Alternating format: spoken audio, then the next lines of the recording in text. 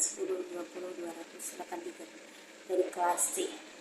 Di sini saya akan menjelaskan tentang pendekatan realitas. Poin-poin yang akan saya bahas kali ini adalah sejarahnya, tujuan, hakikat manusia, konsep dasar, tahap-tahap konseling, proses konseling, dan yang terakhir teknik-teknik konseling. Yang pertama, sejarah. Tokoh dalam pendekatan ini adalah William Glasser yang lahir pada tahun 1925. Beliau mendapatkan pendidikannya di Clarendon dan menyelesaikan sekolah dasar di Case Western University pada tahun 1953. Beliau juga mengikuti latihan psikiater pada Veteran Administrasi Center atau Pusat Administrasi Veteran di Los Angeles Barat, dan juga mendapatkan sertifikat pada tahun 1961. Pendekatan ini muncul dan dikembangkan oleh Glasser karena beliau merasa tidak puas dengan pendekatan psikoanalisis. Poin yang kedua yaitu tujuan. Tujuan dari pendekatan realitas ini adalah untuk membantu individu mengubah perilakunya sehingga dapat memenuhi kebutuhan dasarnya secara bertanggung jawab.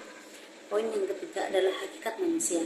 Pendekatan ini memandang manusia pada dasarnya dapat mengarahkan dirinya sendiri atau self-determined.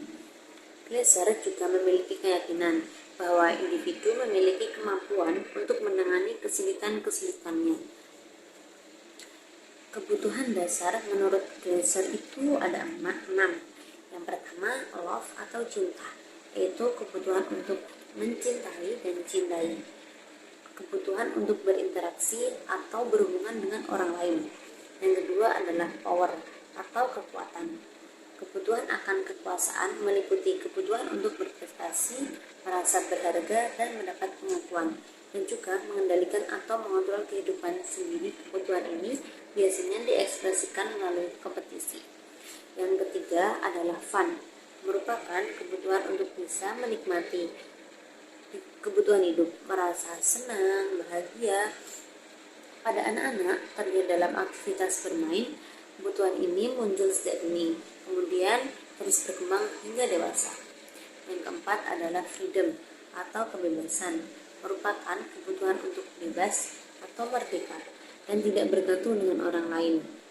Glasser memiliki pandangan yang optimis tentang kehidupan dasar manusia, yaitu untuk belajar memenuhi kebutuhannya dan menjadi orang yang bertanggung jawab.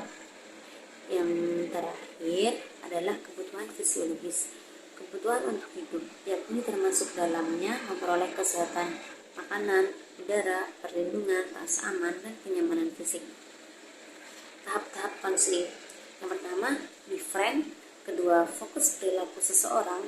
Yang ketiga, eksplorasi, total behavior. Yang keempat adalah evaluasi. Yang kelima, merencanakan tindakan tanggung jawab. Yang keenam, membuat komitmen. Yang ketujuh, tidak menerima permintaan maaf. Dan yang terakhir, tindak lanjut. Proses konseling itu ada 4. Yang pertama, want atau keinginan, mengeksplorasi keinginan, kebutuhan, dan apa yang dipersepsikan tentang kondisi yang dihadapi. Yang kedua adalah doing atau perilaku konseli, fokus pada perilaku seseorang sekarang, menyadarkan konseli untuk memahami kondisi yang dialami.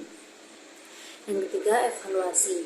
Konseli membuat penilaian tentang perilakunya, apakah sudah dapat menolong dirinya atau sebaliknya. Sementara yang keempat adalah plan atau rencana, menetapkan perubahan yang dikehendakinya dan komitmen terhadap apa yang telah direncanakan. Yang terakhir itu poin-poin yang akan saya bahas untuk kali ini adalah teknik-teknik konseling. Yang pertama, main peran dengan klien. Yang kedua, menggunakan humor. Yang ketiga, mengkontraksi klien dan tidak memberikan ampunan. Yang keempat, membantu klien merumuskan perencanaan.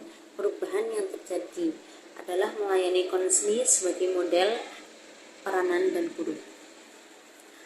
Sekian, jika ada salah saya mohon maaf. Wassalamualaikum warahmatullahi wabarakatuh. See you next time.